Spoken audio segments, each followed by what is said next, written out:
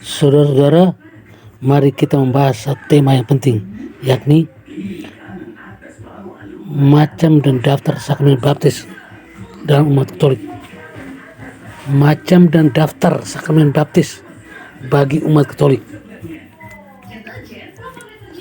Tidak hanya segelintir umat Katolik saja yang mengetahui semua daftar sakramen, namun pada daftar sakramen wajib yang paling vital bagi umat Katolik memiliki beberapa macam yang juga membuahkan solusi untuk menjadi bagian gereja dan mendapat pengakuan sebagai anak Allah.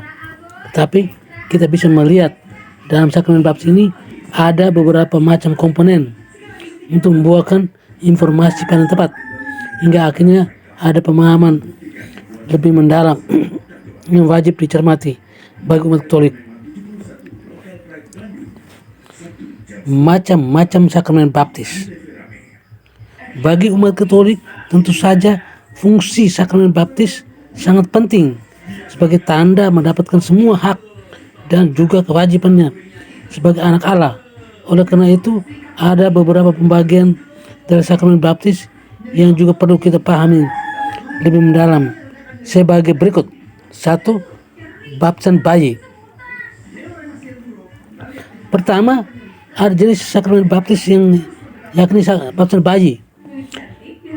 Pada usia bayi bisa memperoleh sakramen baptis sebagai tanda bahwa sudah masuk dalam bagian gereja, kemudian dileburkan dosa-dosanya dalam nama Tuhan. Karena itulah jenis baptisan bayi ini juga sering kita jumpai sebagai awal baik untuk bisa mencermati serta melakukan semua karya cinta kasih dari Tuhan Yesus. 2. Baptisan dewasa. Berikut ada jenis sakramen baptis yang yakni baptisan dewasa. Pada usia baptis dewasa ini berkisar antara 12 sampai 25 tahun. Sehingga dari kesadaran dan juga tugasnya dalam nama Tuhan Yesus, kita bisa melakukan pemahaman seputar gereja dan semua karya keselamatan Tuhan Yesus dapat diaplikasikan di kehidupan sehari-hari. Sampai akhirnya jenis baptisan dewasa ini banyak dilakukan meskipun masih pada saat bayi. 3. Baptisan rindu. Meskipun masih belum banyak kita kedengar, namun pada jenis baptisan rindu ini diberikan beberapa saat seseorang ingin dibaptis kembali dan ingin menjadi anggota gereja Katolik. Namun untuk bisa menerima sakramen baptis rindu ini harus proses katekumenat, bahkan pada saat ia sudah meninggal, maka menjadi tanda bahwa sudah menerima baptisan rindu. 4. Baptisan darah.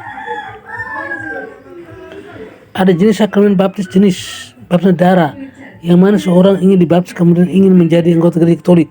Tidak berbeda jauh dari baptisan rindu, di mana masa katekumenat juga harus dilalui. Kemudian sebelum meninggal juga wajib mendapatkan baptisan darah ini.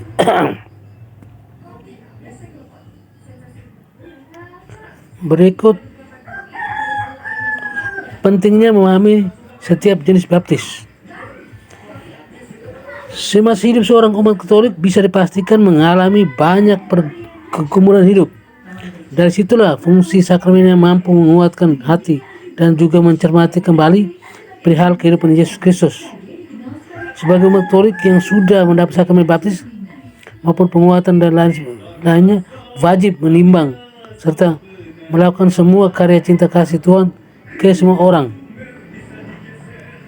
Jika kita bicara soal pentingnya memahami setiap jenis sakramen baptis seperti di atas, akan ada banyak berkah dan rancangan Tuhan yang wajib diterapkan di kehidupan sehari-hari. Sampai akhirnya semua komponen kehidupan umat Katolik harus seirama dengan gereja ke gereja, sehingga menjadi kesatuan dengan kehidupan kekal yang sudah dijanjikan Tuhan. Bersama dengan Roh Kudus dan karya keselamatan Tuhan Yesus, kita sebagai umat Katolik patut berbangga akan pencapaian hidup bersama dengan pemberian Yesus Kristus, sehingga ada bagian-bagian umat Katolik yang mampu memberi gambar dan karya Tuhan dan juga bisa langsung menerapkan hidup sesuai ajaran Tuhan.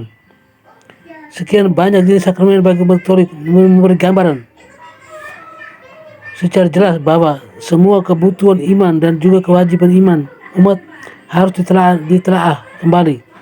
Hidup seutuhnya dan juga kehidupan kekal menepati janji-janji Tuhan kepada umat manusia. Kemudian soal perihal dosa juga sudah tercantum dalam beberapa ayat Injil yang memberi gambaran seberapa pentingnya sakramen bagi umat Katolik. Oke, sekian dan terima kasih.